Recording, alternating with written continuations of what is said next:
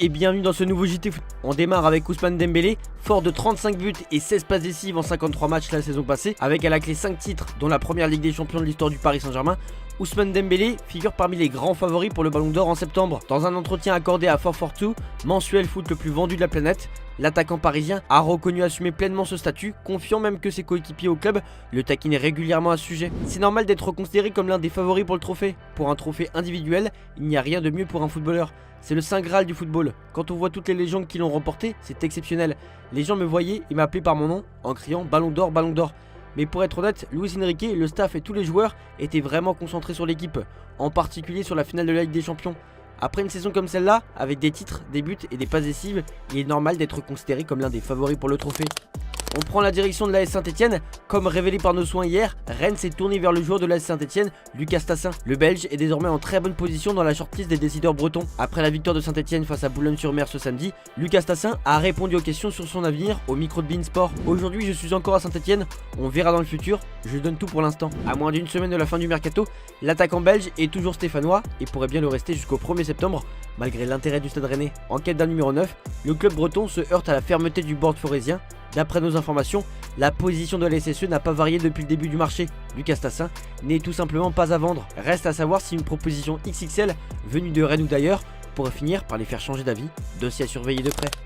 Saël Koumbendi, jeune latéral droit de 20 ans, va quitter l'OL pour s'engager avec Wolfsburg. Le club allemand a proposé un prêt payant d'1 million d'euros assorti d'une option d'achat fixée à 6 millions d'euros.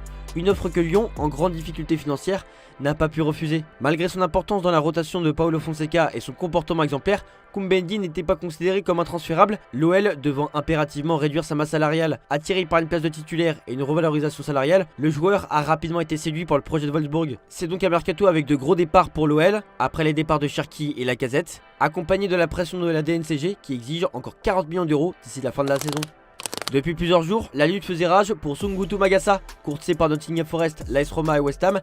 L'international espoir tricolore ne manquait pas de prétendants. Finalement, après une saison bien remplie avec l'AS Monaco, le jeune milieu polyvalent a tranché. Magassa a décidé de s'engager avec West Ham pour les 6 prochaines saisons, préférant le projet londonien, malgré une offre séduisante de Nottingham Forest. Les Hammers vont débourser 17 millions d'euros, plus 3 millions d'euros de bonus pour boucler l'affaire. Une belle opération pour l'ASM qui cherchait à renforcer ses finances et s'apprête également à voir partir Wilfried Singo.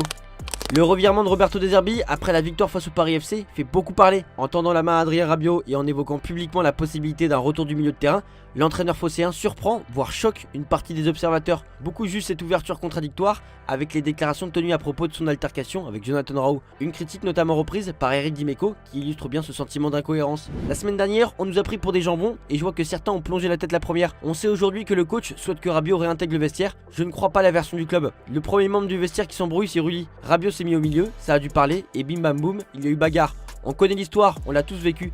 Ça se finit le lendemain dans le vestiaire et on passe à autre chose. Pour moi, c'est du vent, c'est du flanc. On nous a expliqué que le vestiaire était choqué par la bagarre, mais je reste persuadé que les Højbjerg et autres ont dû dire comment c'est possible de virer un joueur pour ça. Ils ont plutôt été choqués par ce qu'on a fait à Rabiot. Hier soir, l'Olympique de Marseille semblait se rapprocher d'un accord pour accueillir le milieu espagnol Dani Ceballos. Séduit par le projet phocéen et ayant même donné son accord verbal, l'OM et le Real Madrid négociaient un prêt avec option d'achat pouvant devenir obligatoire. Mais cet après-midi, la situation a changé. Selon le journaliste Matteo Moretto, les deux clubs sont encore très éloignés d'un accord. La Casablanca réclame environ 15 millions d'euros, une somme jugée trop élevée par Marseille. Cette divergence pourrait inciter l'OM à se tourner vers d'autres pistes pour renforcer son milieu de terrain. On passe à l'étranger désormais. Nicolas Jackson, poussé vers la sortie par Chelsea, aurait trouvé un accord avec le Bayern Munich selon la presse allemande.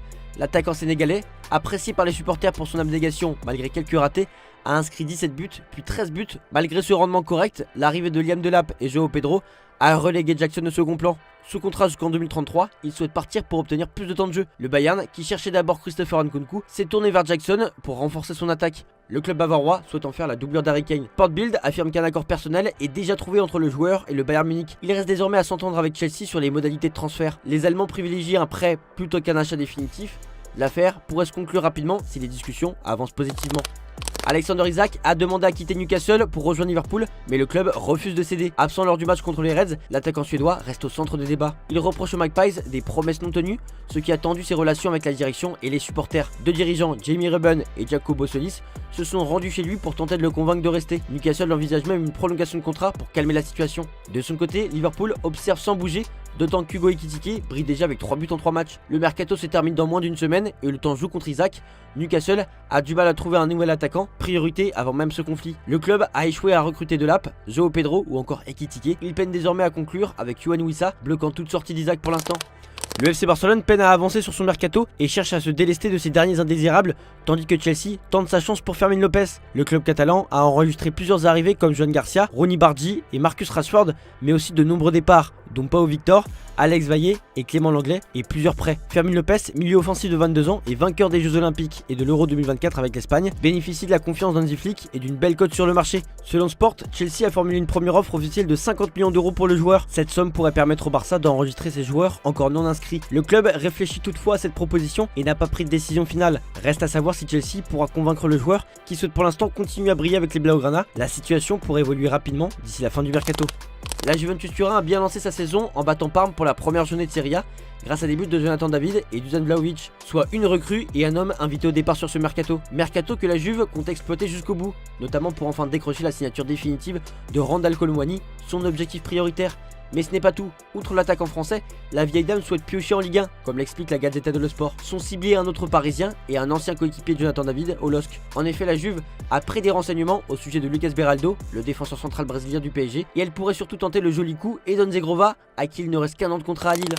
La situation de Rodrigo Mora s'annonce délicate. Annoncé sur le départ, le crack portugais est dans le viseur de l'Arabie Saoudite et notamment d'Al Ittihad, prêt à débourser les 70 millions d'euros réclamés par le FC Porto. Les deux clubs sont proches d'un accord, mais l'opération est loin d'être bouclée. Si le directeur du club saoudien, Domingo Soares de Oliveira, mène les discussions, le reste de la direction ainsi qu'une partie du vestiaire ne voit pas d'un bon oeil la signature du joueur portugais. Proche collaborateur et ami de Jorge Mendes, Soares de Oliveira pousse pour finaliser le transfert. L'agent portugais fait lui aussi pression afin d'aboutir à un accord avec une importante commission qui l'attend à Porto. Malgré ses soutiens, l'opération reste fragilisée par les réticences internes au club. D'autant plus que le club jaune et noir souhaite d'abord se séparer de Fabinho, client de Jorge Mendes, mais le milieu brésilien ne serait pas disposé à quitter le club.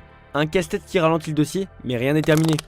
On passe aux officiels désormais. Joueur du TFC depuis son plus jeune âge, le défenseur gauche Ilie Saradaj va poursuivre sa carrière en Ligue 2. En attendant de faire ses premiers pas en Ligue 1 avec Toulouse, le joueur a été prêté à Laval. Arrivé au Borussia Dortmund le 30 janvier dernier, Niko Kovac a réussi de belles choses avec le club de la Ruhr. En guise de confiance et de récompense, Dortmund a annoncé la prolongation de contrat de l'entraîneur de 53 ans ce mardi. Nemanja Matic quitte l'OL et signe à Sassuolo en Serie A. Le Serbe, âgé de 37 ans, s'est engagé pour un an, plus une année en option. Le football féminin continue de se développer en France. Après la création de la FFFP, soit la Ligue féminine de football professionnel, voici la Coupe LFFP. Ce nouveau trophée vient d'être créé afin de densifier le calendrier des équipes non qualifiées pour la Coupe d'Europe. Ce nouveau format inclut les équipes de première et deuxième division. Cette nouvelle compétition débutera le samedi 13 septembre. Si on se demande encore comment Chelsea fait pour recruter autant de joueurs, c'est parce que le club londonien sait aussi en vendre énormément. Le dernier exemple en date se nomme Carnet Chukwuemeka. Le milieu de terrain anglais de 21 ans vient d'être vendu au Borussia Dortmund en échange de 27 millions d'euros. Un nouveau départ qui permet aux Blues d'enregistrer environ 312 millions d'euros de ventes cet été. Colossal. Le stade Vélodrome est une des meilleures ambiances de Ligue 1 et l'Olympique de Marseille a tenu à le faire savoir sur ses réseaux. Profitez de ces quelques secondes d'immersion. C'est notre image du jour. Je vous remercie de nous avoir regardés et on se dit à demain pour de nouvelles vidéos.